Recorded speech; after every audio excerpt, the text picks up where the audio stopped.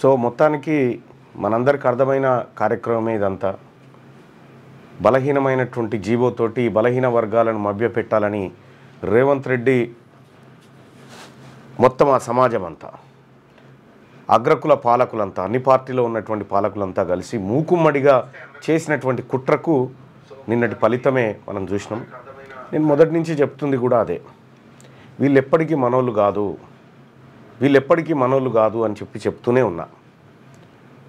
కాంగ్రెస్లో ఉన్న రెడ్డి, బీఆర్ఎస్లో ఉన్న రెడ్డి, బీజేపీలో ఉన్న రెడ్డి, వాళ్ళందరూ కూడా అగ్రవర్ణాలంతా ఒక్కటై ఈ డ్రామా చేసి తినే టైంకి బీసీల బుక్కను గుంజేసిరు, వాళ్ళ తలను గుంజేసుకొని వెళ్ళిపోయారు. ఇది వాళ్ళ కొత్తనా? ఏం జరిగింది గతంలో? అసలు తెలంగాణ రాష్ట్రంలో ఉన్నటువంటి బీసీలకు ఒక చరిత్ర తెలవాలి.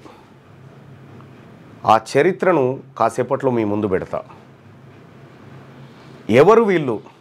రేవంత్ రెడ్డికి బీసీల రిజర్వేషన్ ఇచ్చేంత ఇష్టముందా? రేవంత్ రెడ్డి కానీ ఇంకో రెడ్డి కానీ, జానారెడ్డి అనేటువంటి ఓ ముసలి నక్క చేసిన ఎత్తులో ఈ వ్యవహారం అంతా నడిచింది.